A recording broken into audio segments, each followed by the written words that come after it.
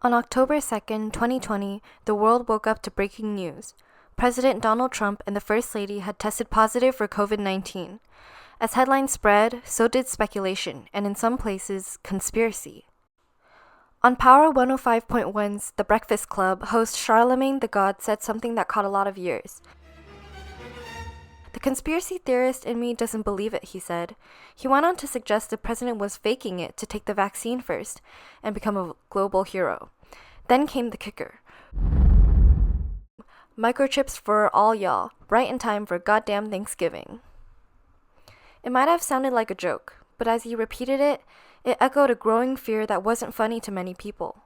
The idea that COVID-19 vaccines contain microchips isn't just strange, it's false. There is no microchip in any vaccine. There's no evidence, zero, that anyone's been implanted with tracking hardware. Still, the conspiracy caught fire. Part of the blame traces back to a single Reddit post. In March 2020, Bill Gates joined a Q&A and suggested that digital records could help track vaccination status. He never said anything about microchips, but that didn't matter. Biohackers online took the idea and ran with it. They connected Gates' comment to experimental technologies like quantum dot tattoos, tiny invisible marks that could, one day, store vaccine history. Then came the jump. They began suggesting that the vaccine itself could carry a chip. And they didn't just say it, they memed it, on blogs, in videos, and comment threads. They knew it was a stretch, but their goal was clear. Normalize the idea of implantable tech, even if it meant bending reality. The meme became a belief. Polls from early 2021 showed that nearly 1 in 4 Americans either believed the vaccine might contain a microchip or weren't sure. That's nearly 69 million people.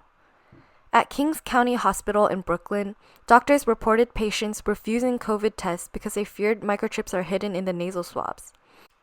This theory didn't emerge from nowhere. It grew in fertile ground, years of vaccine skepticism, mistrust in institutions, and a flood of disinformation spreading faster than any virus. In the end, the microchip theory says less about science and more about fear, control, and how quickly we'll believe the worst when we no longer trust the people in charge. Another of the largest fears surrounding the vaccine was that it was going to be dangerous, more dangerous than the actual virus. Many people related the COVID-19 pandemic to the scale of the 1918 Spanish influenza, which killed approximately 50 to 100 million people. At the beginning of our quarantine in 2020, an article written by Dr. Sal Martingano caught people's attention. The article shared supposed evidence that during the Spanish influenza, only the vaccinated died. Martingano went on to connect the Spanish influenza to the, at the time, current pandemic by saying media companies and medical establishments were being controlled and censored by big pharmaceutical companies who were creating the dangerous vaccines so that it would be recommended rather than discouraged to the public. This theory was later resurrected by none other than the U.S. Health Secretary, Robert F. Kennedy Jr., who in 2 instances publicly suggested that the Spanish influenza and other diseases were caused by vaccine experiments. This is simply false. The influenza was not identified as a virus until 1930, and the first effective influenza vaccine to be released was not until 1947.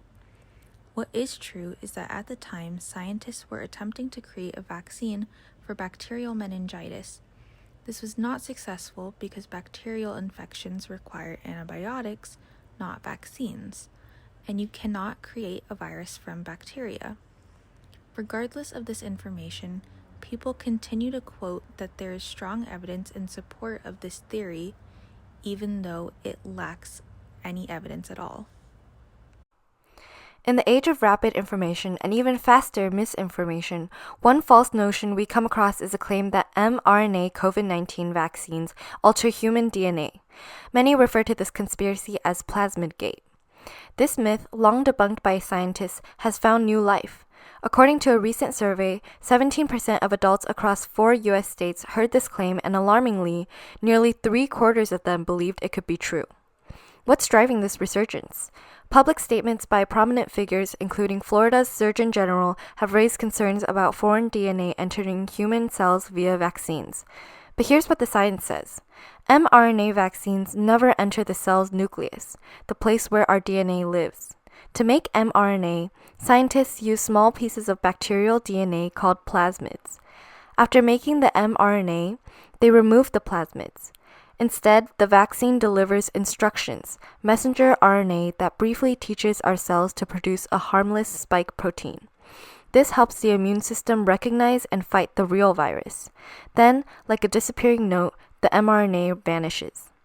Still, the misinformation spreads.